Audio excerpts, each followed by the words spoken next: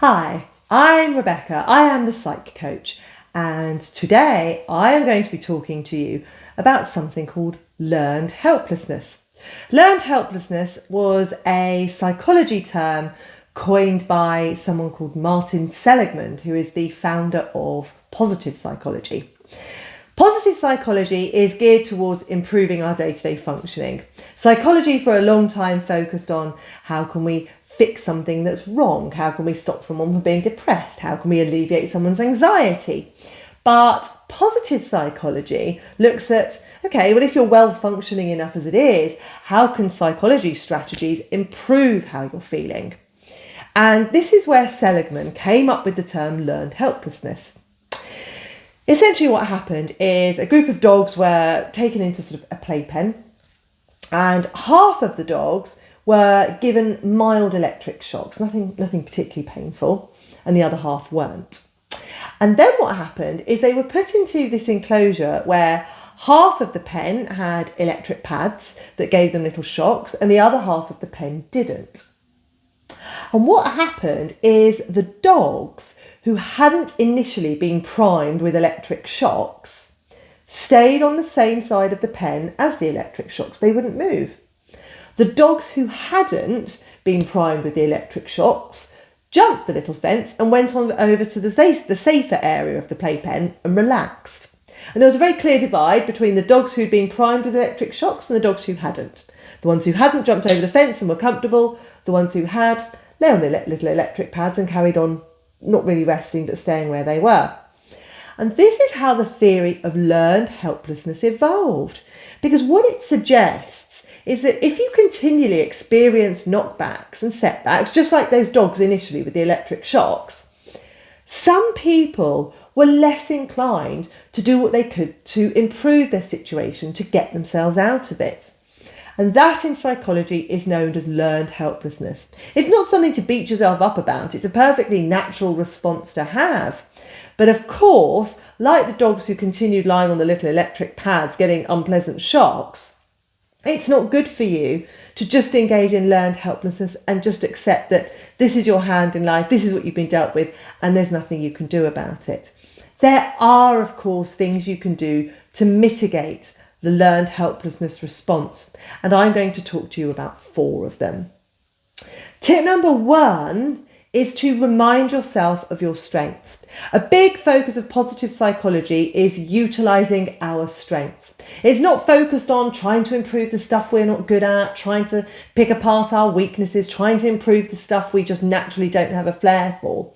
But instead, that psychology focuses on what is the stuff you're good at? What is the stuff that not only makes you feel good, but that you know you're good at? What can you do well? And the theory states actually if you can focus on your strengths and try and incorporate them in your day-to-day life more, and indeed remind yourself of your strengths, then you put yourself in far better stead for feeling better. So have a think about what your strengths are. Now at this point you may be drawing a blank thinking, I can't think of anything I'm good at. But let me make some suggestions. Are you good at appreciating natural beauty? Are you good at learning things? Do you have a growth mindset? Do you have a sense of humour that you enjoy? Do you have a sense of play? Are you good at having fun? Are you good at empathising with people? Are you good at listening? Are you good at caring for others?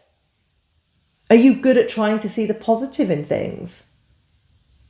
Are you good at being out in nature? Are you good with physical strength?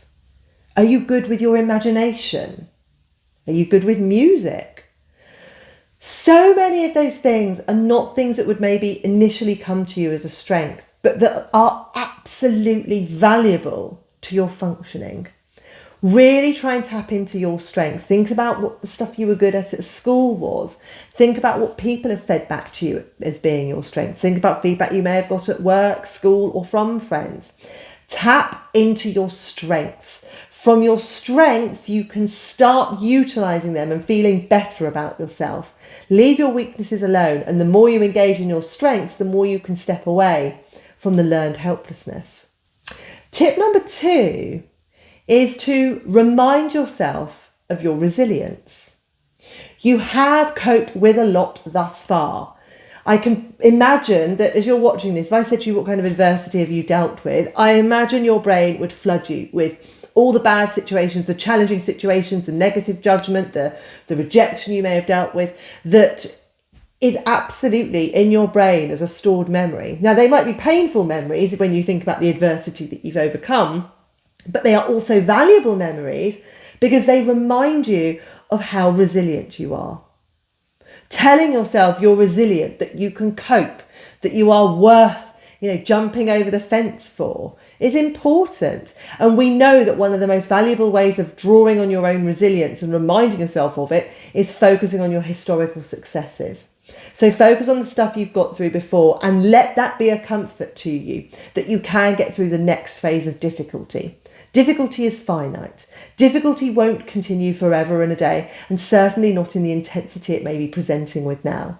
So think about the previous success you've had of being resilient, how you've dusted yourself off, bounced back again, and how you will be doing that again this time. Tip number 3 is to remind yourself of your control.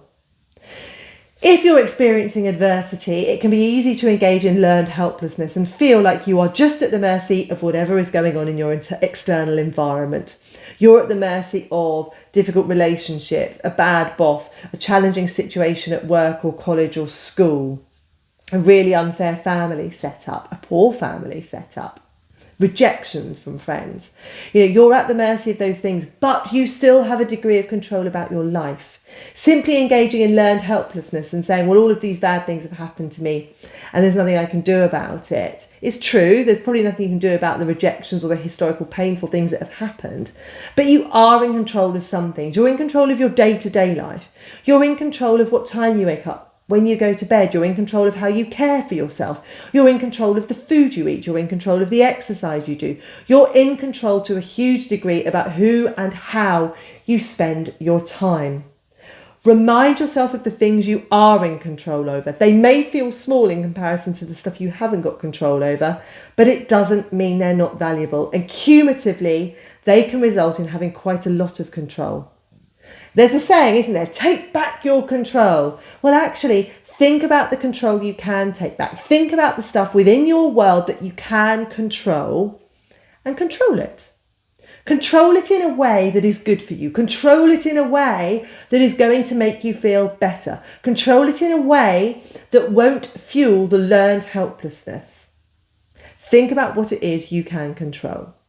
And tip number 4 is to set yourself targets.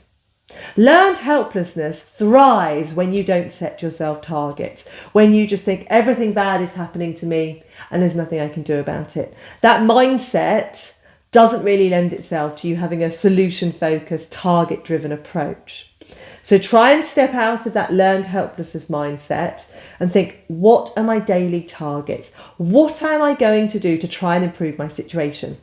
I'm going to focus on my strengths and try and increase the frequency of them in my life. I'm going to improve my self-care and remind myself of the control I've got. I'm going to remind myself every morning of the historical adversity that I've overcome.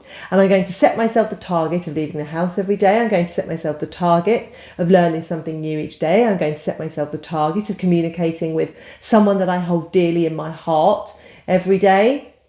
Set yourself targets to go against the learned helplessness in it, the learned helplessness tendency, which is, of course, to be passive and just accept what's going on.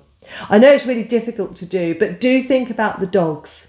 Think about the dogs and how the ones who hadn't been primed with difficulty were able to jump the fence. And although you may have experienced difficulty, you can also talk to yourself about jumping the fence, jumping through each hurdle as it comes, setting yourself targets so you are able to experience a life that is more comfortable.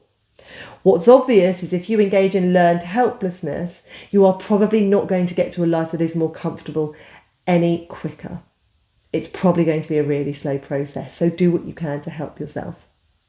If you've enjoyed today's tips, hit the like button, subscribe to my channel, and I will indeed give you plenty more tips on how you can use psychology on a day-to-day basis.